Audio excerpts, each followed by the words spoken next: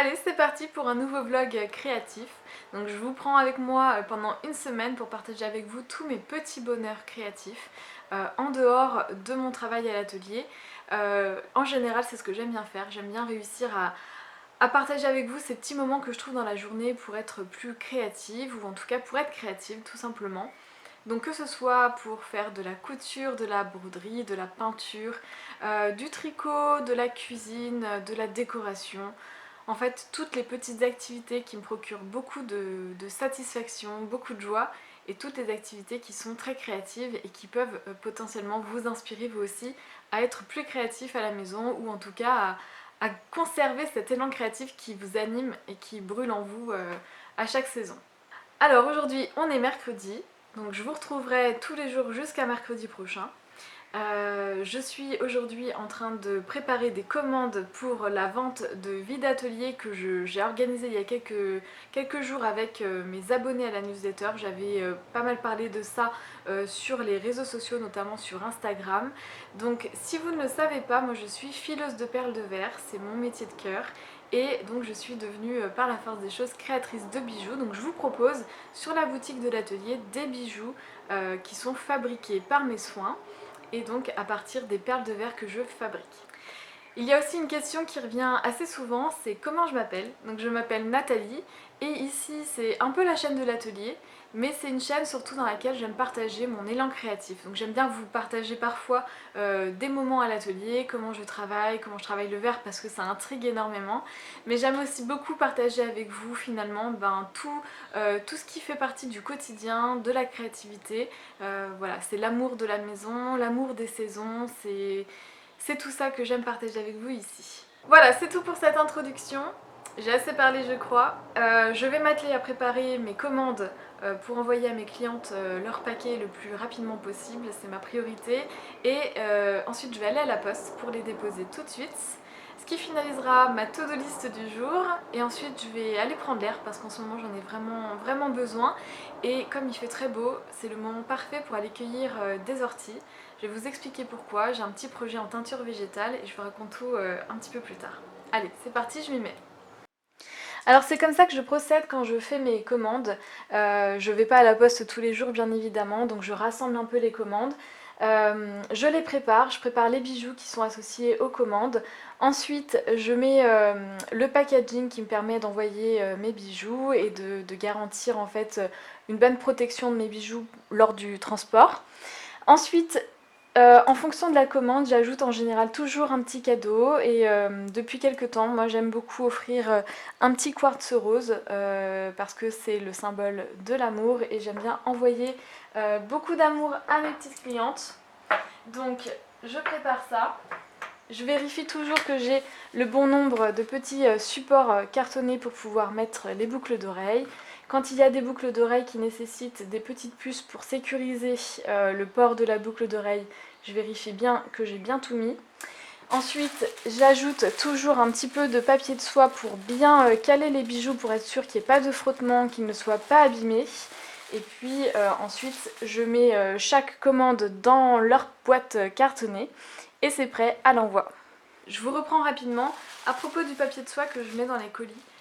Si vous êtes couturière et que vous cousez parfois des projets un peu délicats, le papier de soie peut être très utile pour faciliter la couture de certains éléments. Donc n'hésitez pas à recycler les papiers de soie que je mets dans la boîte. Et d'ailleurs, pareil, n'hésitez pas à recycler aussi la boîte d'envoi. Moi c'est quelque chose que je fais assez régulièrement. Par exemple, quand personnellement j'ai des vêtements que je souhaite vendre sur Vinted, je réutilise souvent beaucoup les cartons d'emballage, et vraiment ça me tient à cœur par rapport à l'atelier d'être dans une démarche comme ça le plus zéro déchet possible. Donc n'hésitez pas à réutiliser tout ce que vous trouvez dans mes emballages pour vous en resservir dans vos propres paquets.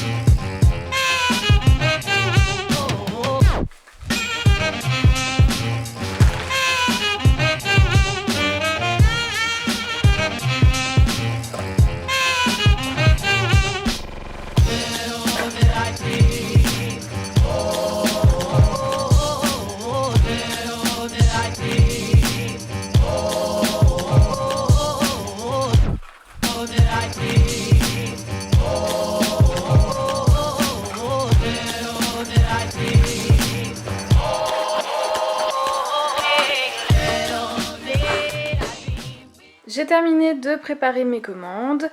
Donc ma journée s'achève dans quelques minutes une fois que j'aurai déposé les paquets à la poste. J'ai prévu du coup mon petit panier avec de l'eau, un sécateur et des gants puisque je vais aller récolter des orties.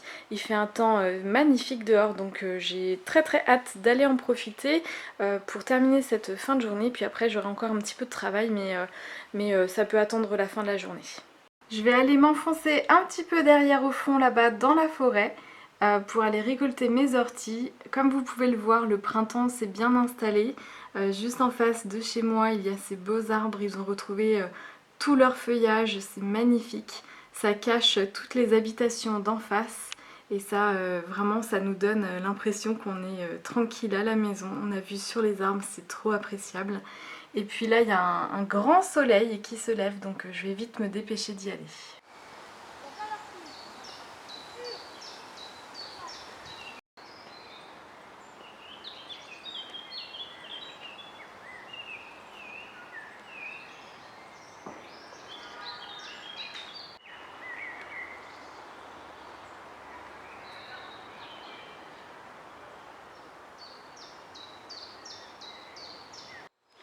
Ça y est, je suis enfin en forêt. J'ai déjà remarqué à l'entrée de la forêt des orties, du cerfeuil sauvage. Donc je pense que je vais en profiter pour à la fois récolter les orties pour tenter l'expérience de la teinture végétale. Et je pense que je vais essayer de trouver des végétaux pour faire un bouquet un petit peu printanier, mais plutôt forestier du coup. En tout cas, ça fait vraiment beaucoup de bien, honnêtement. En ce moment, j'ai un grand besoin d'être en plein air, d'être la main dans la terre, de travailler avec le végétal. Je vous laisse profiter un petit peu de cette verdure, du bruit des oiseaux et un petit peu de la splendeur naturelle de la végétation de forêt.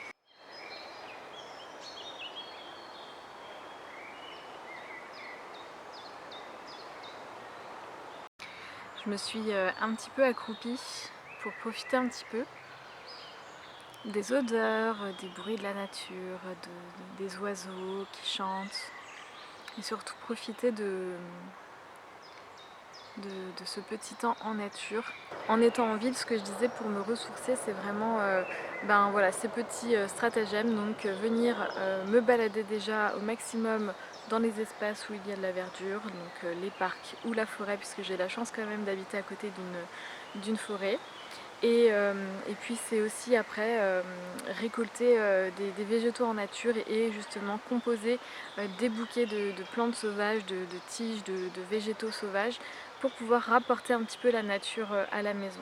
Et donc ça, je trouve que c'est quelque chose de très thérapeutique et d'essentiel avant même de pouvoir penser à créer, à faire des choses. Je trouve qu'il est important de réussir comme ça à se vider de la tête, de nos pensées, de nos fatigues, de notre stress, de nos angoisses, et comme ça de se recharger avec des petites activités, et enfin ensuite on peut créer. Enfin en tout cas c'est ce que je remarque sur moi, que c'est ce qui fonctionne le mieux.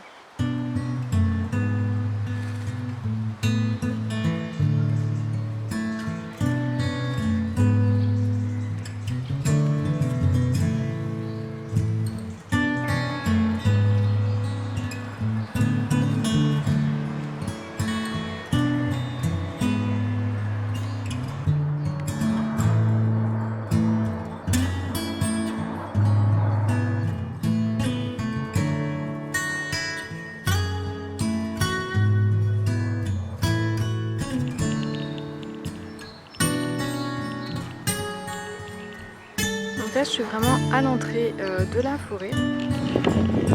Donc ici on peut voir un sureau. C'est vraiment très beau, donc je pense que je vais en cueillir un petit peu.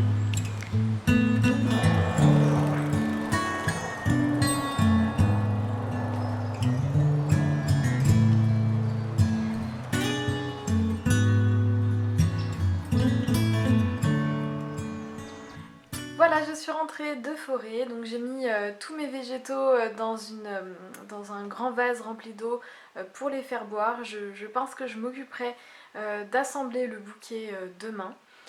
J'ai pas trouvé non plus énormément de variétés différentes en forêt, donc peut-être que j'irai à nouveau me balader demain pour trouver d'autres branchages, d'autres feuillages. On verra comment le bouquet justement va s'étoffer de jour en jour.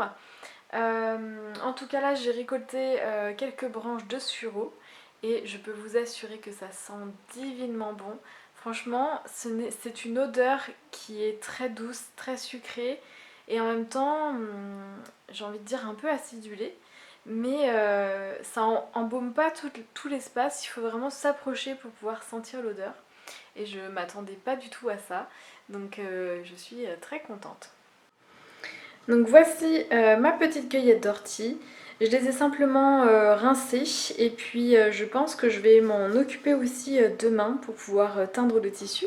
Demain on est jeudi, c'est férié, donc j'aurai toute une journée pour créer, donc je vais bien en profiter. Alors je vous retrouve aujourd'hui, on est jeudi, donc on est déjà à l'après-midi. J'ai profité de la matinée pour lire un livre sur les végétaux, donc un livre sur l'art floral et notamment une grande maison de fleuristes anglaise.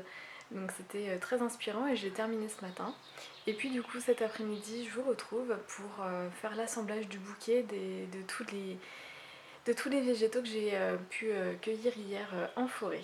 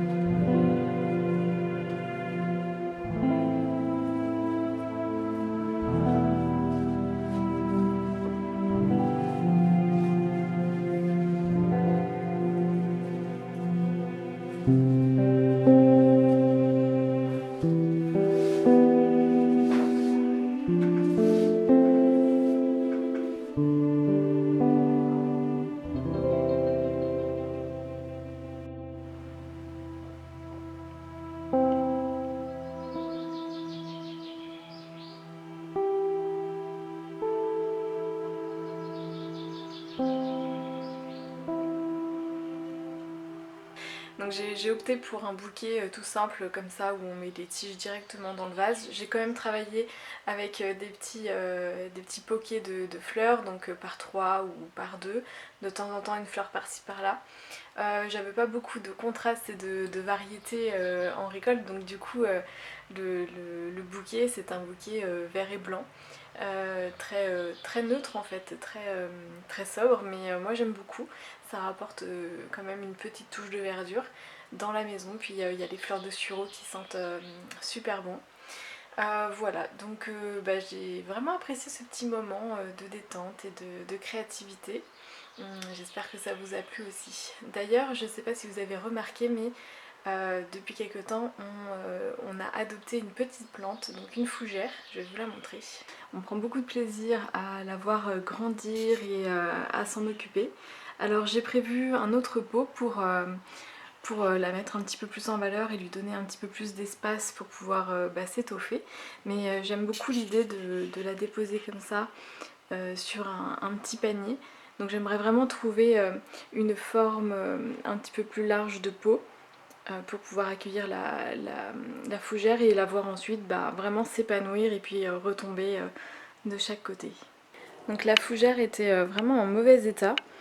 J'ai dû couper pas mal de petites feuilles en fait qui étaient vraiment mortes. Il y avait des branches cassées et là depuis quelques temps on s'aperçoit qu'elle fait de nouvelles pousses. Donc je suppose qu'on s'en occupe bien et que ça lui fait du bien. mais j'ai hâte de la voir vraiment s'épanouir et s'étoffer. Donc si vous avez des conseils pour entretenir les fougères, n'hésitez pas à les partager avec moi.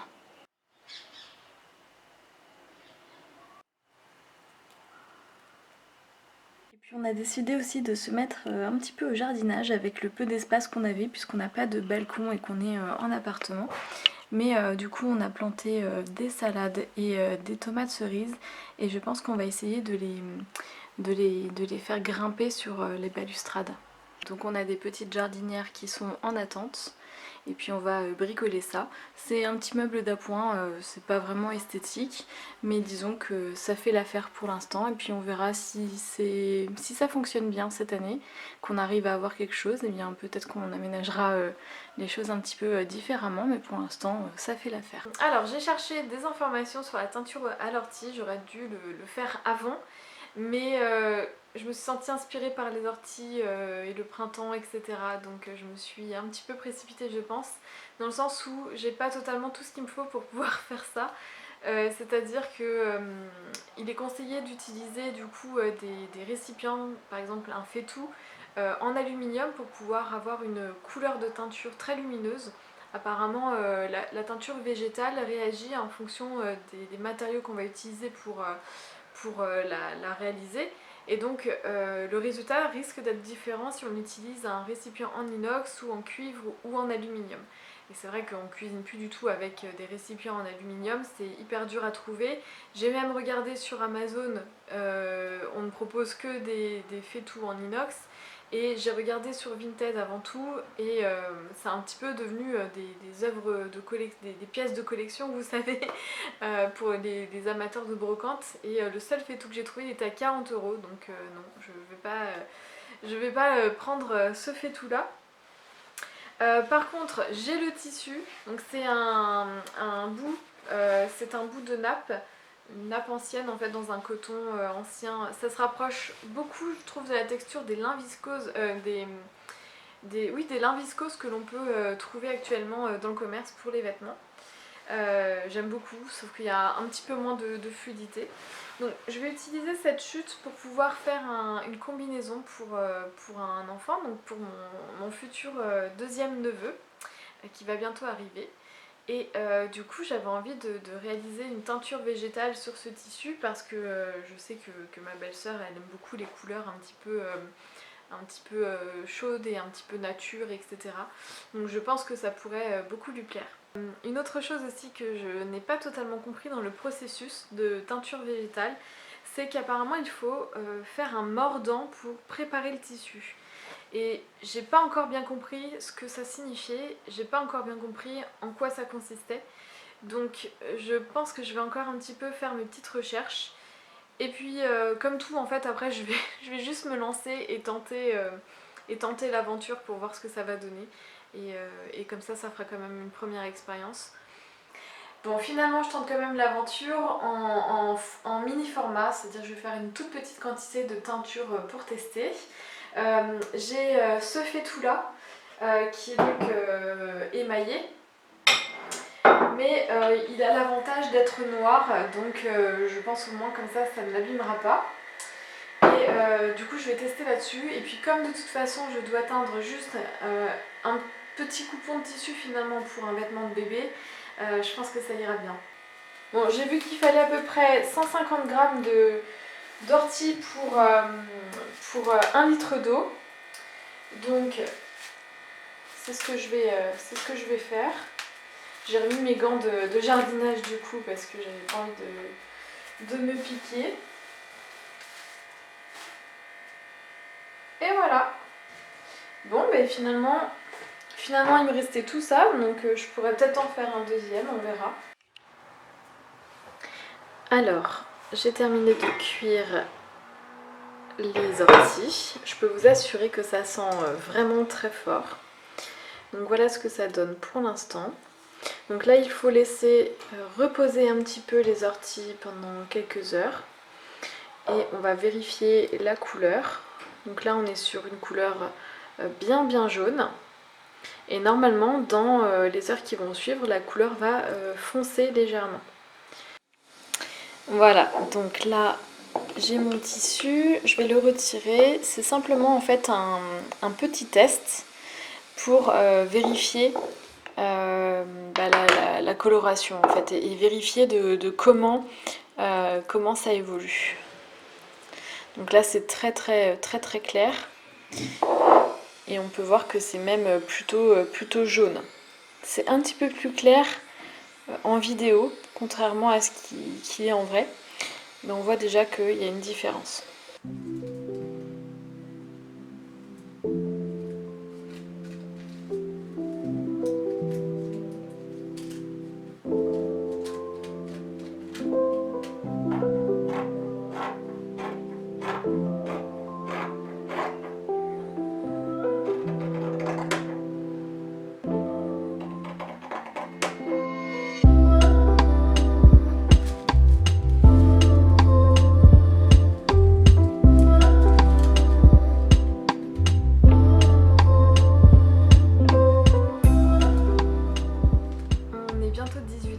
Donc la journée a été bien remplie, mais j'ai fait des longues pauses de repos entre chaque petite activité.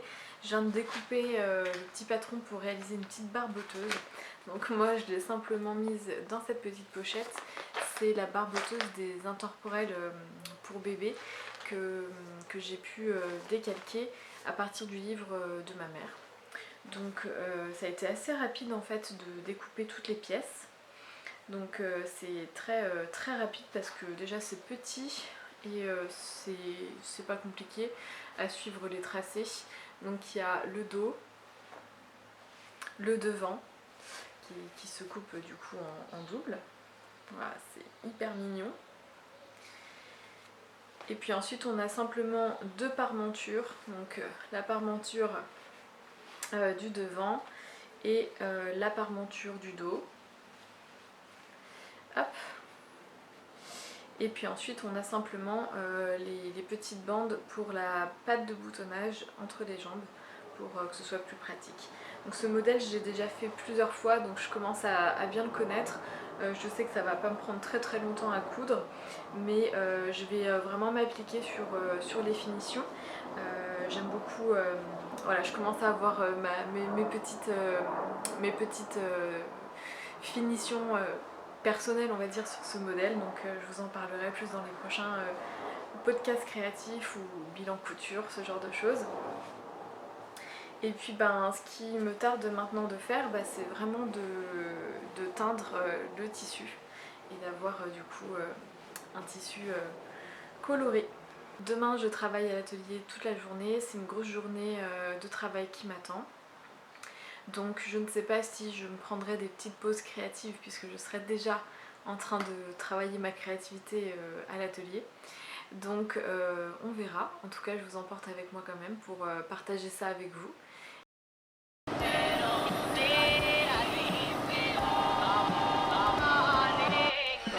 je remets ça dans le faitout. Donc moi mes copeaux se présentent comme ça. Ils sont vraiment très fins, ils fondent très rapidement. Et en plus il y a comme un petit peu de nacre je trouve dedans, ça rend le mélange hyper sympa.